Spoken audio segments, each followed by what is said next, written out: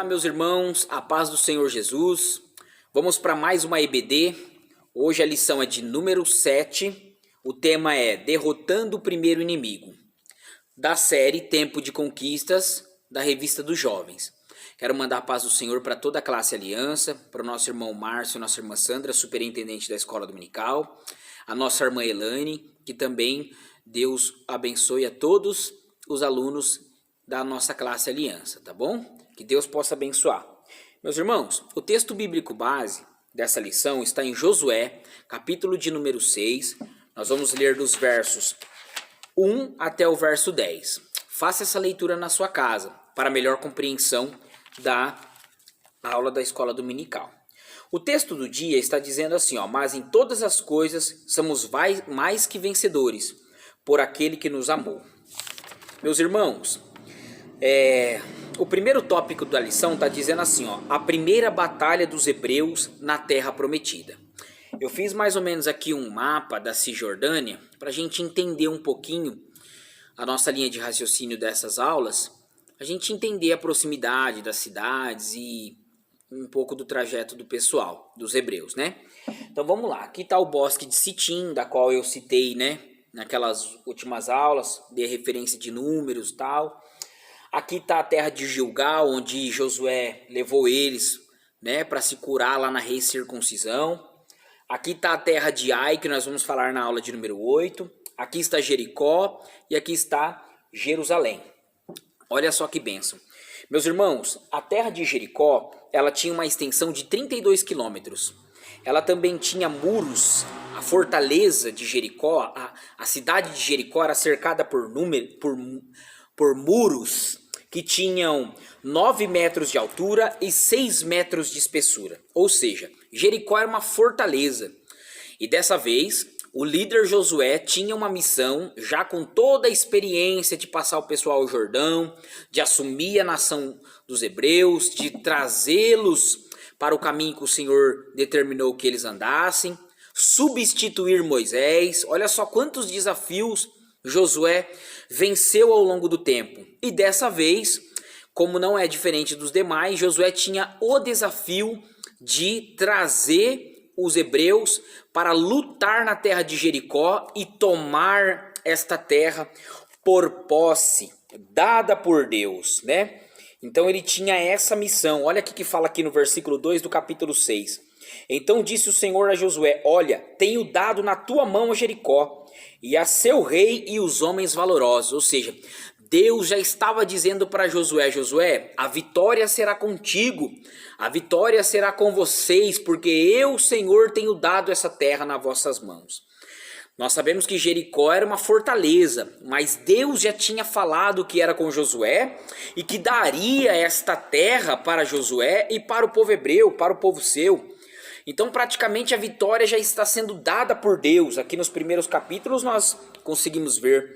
Só que aqui no versículo de número 1, olha só que está dizendo, olha, Jericó estava rigorosamente fechada por causa dos filhos de Israel, ninguém saía, ninguém entrava. Aqui revela um dos segredos da estratégia usada por Josué para tomar Jericó. Ou seja, nós vemos nos textos anteriores, nos capítulos anteriores, que os espias vão até Jericó espiar. E a meretriz Raabe, ela cede a sua casa como um ponto espionário para os espias terem uma visão de Jericó e relatar a Josué, lá é assim, lá tá assim, é fortificada a cidade, tem homens fortes, não tem, eles levarem o relatório a Josué. E nós vemos, meus irmãos, que essa mulher ajudou os espias. Eu vou falar um pouquinho dela mais para frente. E eles foram, espiaram a terra, levaram os relatórios a Josué. Josué com o Senhor montou a estratégia e foram para tomar posse de Jericó. Olha só que interessante. Uma das estratégias que eles usaram para tomar Jericó foi enfraquecer o inimigo. Então nós podemos dizer que quando os espias foram para Jericó espiar, eles estavam conhecendo quem era o inimigo deles. E agora, no versículo de número 1, eles cercaram a Jericó e enfraqueceram seu inimigo, desestabilizou. Por quê? Porque quem estava dentro de Jericó pensava: o que os hebreus tanto ficam cercando a cidade? O que eles estão fazendo? O que eles estão pensando? E o rei de Jericó já sabia que Jericó ia ser tomada, porque ele mandou os guardas lá na casa de Raabe: ó, eu sei que tem homens hebreus aí, mulher. O que eles vieram fazer aqui? Eles vieram te conhecer nessa noite? Qual era o intuito deles aqui na sua casa? Então eles já sabiam, o povo de Jericó já sabia que o Senhor daria essa terra a Josué e ao povo hebreu. Eles já sabiam que Jericó ia ser tomada, então eles estavam atônitos. Porém Josué já usou essa estratégia, conhecendo o seu inimigo, já usou essa estratégia para desestabilizar o seu inimigo. Então nós podemos dizer, meus irmãos, que aqui na batalha do povo hebreu, na tomada de Jericó, nós aprendemos que as batalhas terrenas, físicas, não necessariamente elas começam no campo de concentração, mas sim no âmbito espiritual. A Bíblia é clara em falar em potestades e principados. Ela acontece no âmbito espiritual, ou seja, imagine a pressão que estava sobre os ombros de Josué, conduzir o povo hebreu, conduzir esse povo para uma batalha em Jericó. Imagina como que não estava o cenário espiritual, conspirando contra, trabalhando contra, tentando enfraquecer a coragem desse povo para a tomada da terra que o Senhor jurou dar aos seus pais. Olha só, meus irmãos, então Josué já usou essa estratégia: vamos lá enfraquecer o povo, vamos rodear, ninguém entra, ninguém sai. Vamos deixar o povo de Jericó desestabilizado, desestruturado. Ou seja, Josué conhecia quem ele ia enfrentar. E ele sabia que a soberania dessa batalha, para ter êxito e vitória, teria que vir de Deus. Então, meus irmãos, a terra de Jericó era uma terra fortificada. Era uma terra que tinha muralhas fortes, povo forte. E eles também, o povo de Jericó, eles contavam com a proteção dos deuses pagãos, os cananeus. Então era um povo que era uma cidade fortificada, mas que sabia que o Deus dos hebreus ia tomar conta dessa cidade, ia entrar para invadir essa cidade. O rei de Jericó, no tópico 2, diz que ele não estava brincando. Ele queria dizimar os hebreus, ele queria destruir a estratégia, ele queria exterminar, prever qualquer tipo de ataque e acabar com ele, né? Essa fúria do rei de Jericó, ela é semelhante à fúria do inimigo das nossas almas. Lá em João 10:10, que a Bíblia diz? Que o ladrão, peraí que eu vou ler aqui, ó, João capítulo de número 10, verso de número 10. Já traz claramente para nós, né, a vontade do adversário das nossas almas, a vontade do inimigo das nossas almas, né? Nós sabemos que a vontade dele não é boa para as nossas vidas. Olha o que diz aqui em João 10:10, meus irmãos. Ó, o ladrão não vem senão a roubar, matar e a destruir. Eu vim para que tenha vida e a vivam com abundância. Qual que é o plano do nosso inimigo? É roubar, matar e destruir. O rei de Jericó não estava brincando, ele queria destruir o povo hebreu. Ele estava numa perseguição exaustiva, procurando matar, procurando perseguir os espias que foram espiar a terra para Josué. Olha só, e meus irmãos, nós podemos entender que essa lição fala bastante de batalha, né? E eu já consigo ver nela as batalhas espirituais. Como que a gente vence o inimigo? Como que a gente vence a fúria do inimigo representada pelo rei de Jericó? Primeiro, nós precisamos desestabilizar o nosso inimigo. E como que a gente começa o processo de desestabilizar o nosso inimigo? Como que a gente não cai na cilada do nosso inimigo? Como que a gente não cai na estratégia do nosso inimigo? Lá em Tiago 4:7 a Bíblia diz o quê? Sujeitai-vos a Deus e resisti o diabo. Essa é a primeira forma de você não cair na estratégia e na fúria do seu adversário. Meus irmãos, Josué estava tomando Jericó por mando de Deus. Deus estava entregando essa terra para o povo hebreu, porém o inimigo não queria. Quantas bênçãos Deus tem entregado na sua mão, está querendo entregar para você e o inimigo da sua alma não quer. O inimigo da sua alma quer atrapalhar. Ele coloca barreira, ele coloca seta, ele coloca laço, ele coloca muralha, ele coloca amigos, ele coloca influência. Ele faz de tudo para te desestabilizar, para tirar você do foco, para arrancar você da conquista. Por quê? Porque há principados e potestades trabalhando para que o objetivo de Deus não se cumpra nas nossas vidas. Mas como é que eu não me embaraço, irmão Cleberson, nesse arredonho? Como é que eu não me embaraço nesses laços, nessa cilada de Satanás? Lá em Tiago 4,7, resistindo o diabo e seus adeptos, e suas culturas, e seus costumes, e seus laços. Quando eu resisto a Satanás, eu desestabilizo eles. Quando eu resisto às estratégias do meu inimigo, eu desestabilizo o meu inimigo. Quando Josué cercou a cidade de Jericó, o que ele estava fazendo? Desestabilizando o povo de Jericó, oferecendo resistência, força, territorialismo. Então, quando eu resisto em meu inimigo espiritual, chamado Satanás, eu consigo desestabilizar a sua estratégia. Quando o diabo arma um laço para a tua vida, meu irmão, e você consegue falar não, e você resiste, Deus te dá força e te capacita. Depois, irmão Cleberson, como é que eu faço para vencer o meu inimigo? Para vencer essa batalha espiritual travada na minha vida? Quais são as armas? O que eu preciso ter incorporado, vestido em mim? Eu preciso ter o incorporamento da palavra. Eu preciso ter a vivência intrínseca da palavra. Mateus capítulo 4, a Bíblia diz que o próprio Senhor foi levado pelo Espírito ao deserto para ser tentado. E todas as vezes que o inimigo dialogava com o Senhor, rebatia com o Senhor, ele dizia então: olha, está escrito, lança-te daqui para baixo, porque aos seus anjos dará ordem. Está escrito, se tu és o Filho de Deus, transforma essas pedras em pães. Como é que Jesus combatia? Como é que Jesus oferecia resistência ao seu inimigo? Usando a palavra. O próprio Jesus disse: olha, também está escrito, também está escrito. Ou seja, Jesus usava bases na palavra para rebater o seu inimigo. Meu irmão, você não vai vencer o inimigo da sua alma com o seu poder aquisitivo, com o seu diploma da faculdade, com as suas características físicas, com a sua força do braço. Não, nós vencemos o inimigo das nossas almas através da palavra, e temos que estar estruturados na palavra.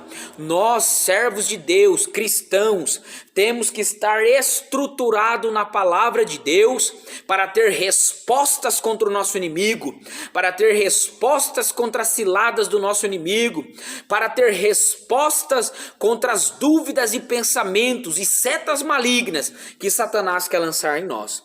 Então nós vemos que Jesus usou a palavra para vencer o inimigo da sua alma. Olha só que interessante. E como é que eu venço também, meus irmãos? Como é que outra artimanha que o cristão tem que ter para vencer essa batalha espiritual que muitas das vezes cai sobre os nossos ombros? Lá em Efésios capítulo de número 6, verso 10, a Bíblia diz assim, ó: no demais, irmãos meus, fortalecei-vos no Senhor e na força do seu poder. A nossa força vem da onde? Tópico 3 fala assim, ó: a cidade só cairia com a ajuda de Deus. Meus irmãos, não existiria na época armas bélicas capazes de derrubar os muros de Jericó. Josué sabia que a sua estratégia tinha que ser uma estratégia mista. Como assim estratégia mista? Uma estratégia que tinha que vir da direção de Deus, montada por Josué. Ele sabia que somente com a força de Deus os muros de Jericó cairiam por terra. Olha só, então quando Paulo fala aqui, ó: fortalecei-vos no Senhor e na força do seu poder. Qualquer estratégia de guerra nossa para vencer as batalhas espirituais espirituais impostas por esse mundo na nossa vida, nós temos que estar fortalecido na força de Deus e na força do seu poder, meus irmãos. Olha só o que ele diz aqui no verso 11: revesti-vos da armadura de Deus, para que possais estar firmes contra as ciladas e astúcias do diabo. Ou seja, a estratégia de Josué funcionou por quê? Porque ele estava revestido na força de Deus, porque ele estava revestido com Deus. Durante a caminhada do povo hebreu, até a travessia do Jordão, até a tomada das terras e dos territórios, nós vamos ver que Josué já vinha preparando a nação hebreia. Josué já vinha preparando o povo. Josué já vinha trazendo o povo para a circuncisão. Josué já vinha trazendo o povo para a palavra. E o que o Senhor disse para ele lá no começo da sua caminhada? Vocês lembram, meus irmãos? O que o Senhor vinha falando com Josué? O Senhor falou para ele: Josué, esforça-te e tem de bom ânimo, porque tu farás este povo herdar a terra que vos tenho dado a vossos pais. Olha só, não te mandei eu esforço, Josué 1:10, 1:9, e tem de bom ânimo, não temas nem te espante, porque o Senhor teu Deus é contigo. Meus irmãos, Deus é conosco. O Senhor está conosco nesta batalha. O Senhor está conosco neste campo de batalha. Você não está sozinho, jovem. Você tem um Deus que peleja por você. Você não está sozinho, meu irmão e minha irmã. Você tem um Deus que peleja por ti. Olha o que Deus está pedindo para Josué. Talvez Josué estava atônito, mas Senhor, eu não sou como Moisés. Não tenho preparo como Moisés, mas o Senhor estava dizendo para ele: olha, tem de bom ânimo, esforço, porque tu vai fazer eles herdar. O Senhor já vinha acompanhando Josué. Josué já vinha preparando o povo. Josué já vinha trazendo o povo para o centro da vontade de Deus, meus irmãos. Aí Josué já estava preparando a estratégia de acordo com o Senhor. Olha só que coisa linda para tomar Jericó. Então, meus irmãos, nós vamos ver que o Senhor já tinha dado forças para Josué, já tinha dado a cidade de Jericó na mão de Josué. Olha só, mas ele sabia que no tópico 3 a cidade só cairia com a ajuda de Deus. Ele sabia que somente com a ajuda de Deus Jericó cairia por terra. Então o que ele faz? Ele pega e estrutura, coloca os homens armados na frente, coloca os sacerdotes com buzinas e chifres, coloca a arca da aliança levada pelos gaditas e também coloca os homens na retaguarda e vão para Jericó. Vamos cercar Jericó, vamos dar a volta sobre Jericó. E eles esperaram 6 dias, meus irmãos, até que Josué deu a ordem para o povo gritar e a muralha cair. Olha só que interessante, meus irmãos. Eles esperaram 6 dias, mais 6 dias, meus queridos. Era um tempo muito curto para quem já esperou 40 anos. Para quem já caminhou 40 anos. E por que 6 dias? Porque esses 6 dias também era um tempo que Deus estava dando para o povo de Jericó se remir. Para o povo de Jericó se curvar diante das situações e se arrepender. Porém, isso não aconteceu. Olha só que interessante também, enquanto essa comissão de frente montada por Josué ia, o povo obedeceu às ordens do líder, estando calado até segunda ordem. Enquanto Josué não disse para eles gritar, eles não gritaram. Eles ficavam na retaguarda, esperando o momento certo de Deus entregar Jericó em suas mãos. Ou seja, momento de fé. Talvez você já fez tudo o que você tinha que ter feito. Talvez você já fez tudo que era para ser feito na sua vida. E só está esperando o momento certo. Momento de fé. Momento de concentração, momento de estar prestando atenção e esperar a vontade de Deus para a sua vida. Olha aqui no verso de número 20, no capítulo 6, ele diz assim, ó: gritou, pois, o povo, tocando os sacerdotes a trombeta, sucedeu que, ouvindo o povo o sonido da trombeta, gritou com o grande brado, e o muro caiu abaixo, e o povo subiu à cidade, cada um em frente de si, tomaram a cidade.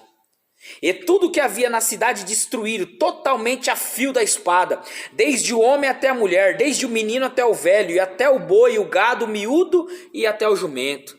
Meus irmãos, vocês sabem por que o muro de Jericó caiu quando o povo gritou? O muro não caiu pelo grito do povo, o muro caiu pela vida que o povo estava levando diante de Deus.